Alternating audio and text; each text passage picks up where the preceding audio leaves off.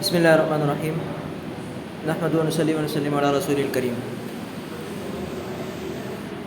Class 9 اسلامیات.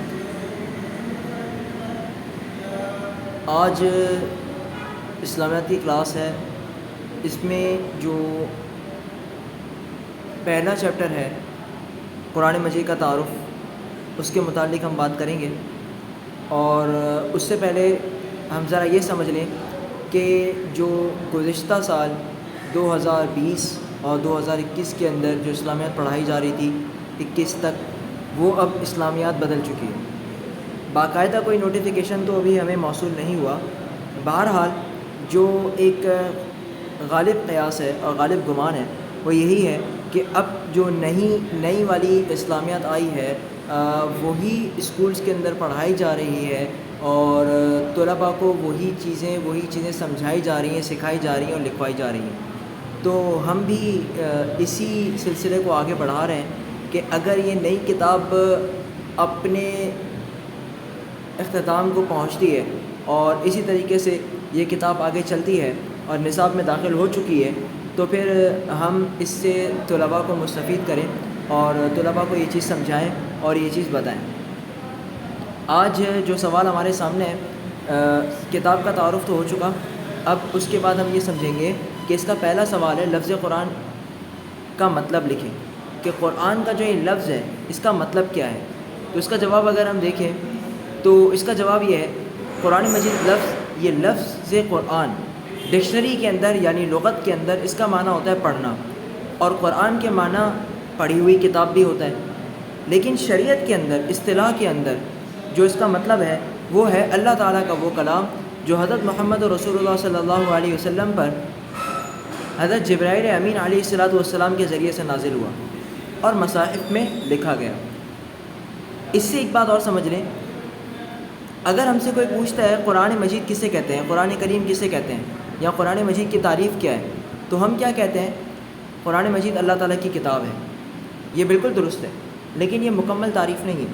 مکمل تعریف جو یہاں پر آپ کی کتاب میں موجود ہے یہ ہے کہ قرآن مجید اللہ تعالیٰ کی کتاب ہے جو حضرت جبرائیل علیہ السلام کے ذریعے سے رسول اللہ صلی اللہ علیہ وسلم پر نازل ہوا. اس کے اندر اس کے لکھنے کا اور یاد کرنے کا ایک آسان طریقہ یہ ہے کہ سب سے اوپر آپ لکھیں گے قرآن، اس کے نیچے لکھیں گے 3 نام. پہلا اللہ کا، اس کے بعد حضرت جبرائیل امین علیہ السلام کا، پھر اس کے بعد حضرت محمد رسول اللہ صلی اللہ علیہ وسلم کا. پھر اس کے بعد آپ لکھیں گے اللہ کے نام کے نیچے اللہ نے، حرف نے. حضرت جبرائیل علیہ السلام کے نام کے نیچے آپ لکھیں گے حضرت جبرائیل علیہ السلام کے ذریعے. حضرت محمد رسول اللہ صلی اللہ علیہ وسلم کے نام کے نیچے لکھیں گے پر نازل فرمایا.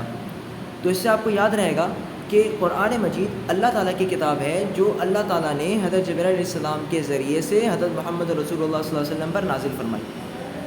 تو یہ اس کی مکمل تعریف بھی ہے اور یاد کرنے کا طریقہ بھی ہے.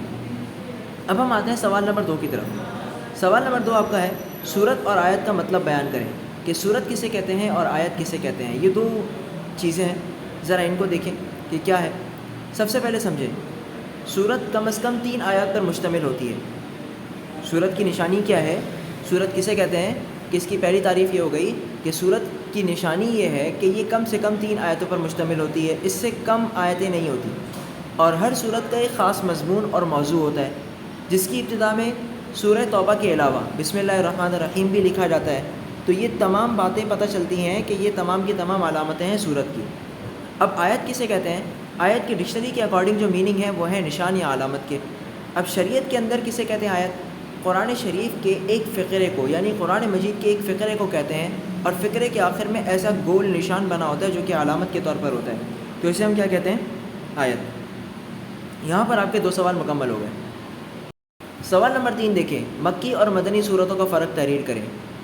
آپ کے علم میں ہے قرآن مجید کے اندر جتنی بھی صورتیں ہیں 114 صورتیں ہیں. اب 114 صورتیں کس طریقے سے ڈیوائیڈ ہوئی ہوئی ہیں کہ 87 جو صورتیں ہیں، 87 صورتیں وہ مکی ہیں اور 27 صورتیں جو ہیں وہ مدنی ہیں.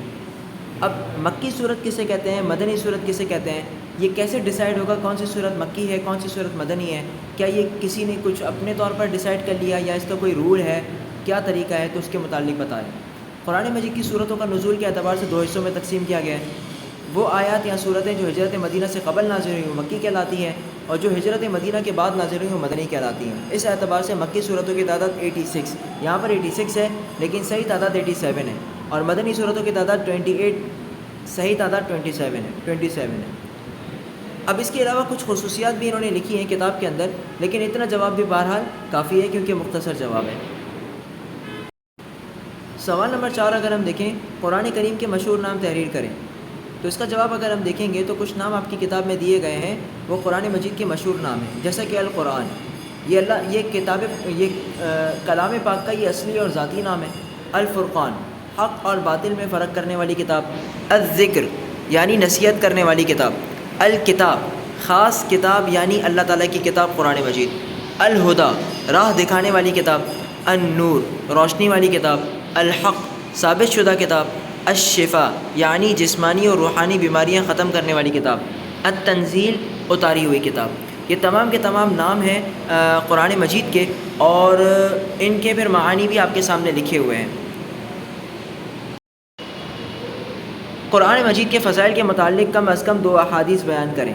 تو یہ سوال کا مطلب یہ ہے کہ قرآن مجید کے جو فضائل ہیں، جو فضیلتیں اللہ رب العزت نے اس کلام پاک کی فضیلتیں بیان کی ہیں، تو اس کے متعلق رسول اللہ صلی اللہ علیہ وسلم نے بھی فضیلتیں بیان کی ہیں، تو ان فضیلتوں میں سے کوئی 2 فضیلتیں آپ لکھیں۔